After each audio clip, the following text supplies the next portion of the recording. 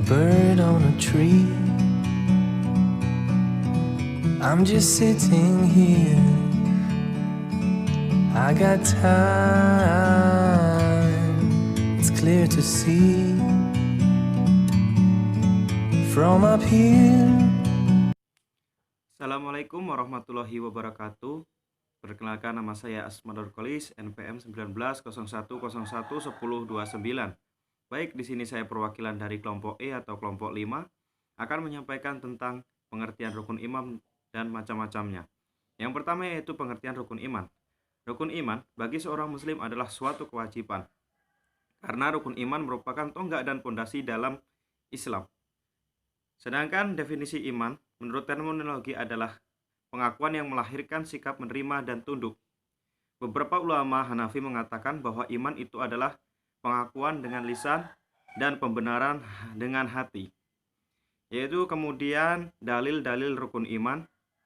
Untuk memperkuat penjelasan tentang rukun iman, dalam Al-Quran pun telah dijelaskan oleh Allah Subhanahu wa Ta'ala dalam surat An-Nisa ayat 136. Kemudian yaitu hikmah beriman kepada Allah Subhanahu wa Ta'ala. Yang pertama, hati menjadi tenang. Yang kedua, mendapat bimbingan dari Allah Subhanahu wa Ta'ala. Yang ketiga, mempunyai rasa kasih sayang yang tinggi. Kemudian diampuni dosanya dan mendapat pahala yang besar. Diberi kemudahan dalam hidup, tidak akan musyrik, rasa syukur akan bertambah, ketaatan kepada Allah bertambah, dan menjauhi segala larangan Allah.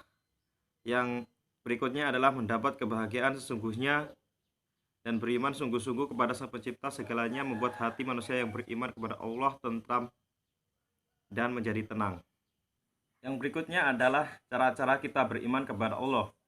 Yang pertama, percaya kepada Allah yang Maha Kuasa. Yang kedua, percaya kekuasaan dan kebesaran Allah. Yang ketiga, percaya terhadap nama dan sifat Allah. Yang keempat, percaya bahwa Rasul Allah adalah utusan Allah. Yang kelima, menjaga sholat dan ibadah wajib. 6.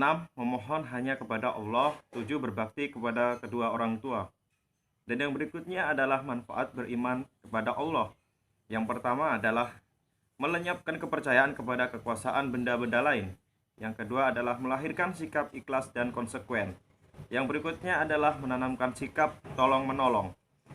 Yang berikutnya adalah mengapa kita harus beriman? Alasan apa yang kita harus beriman?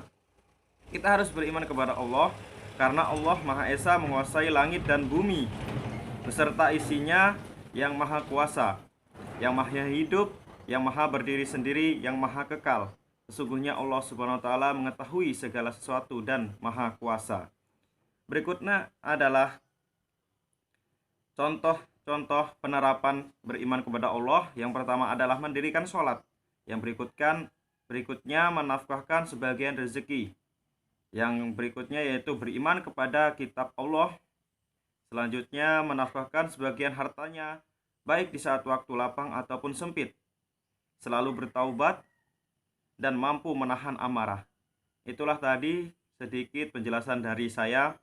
Jika ada kurang lebihnya saya mohon maaf. Saya selaku perwakilan dari kelompok 5, saya ucapkan Assalamualaikum warahmatullahi wabarakatuh.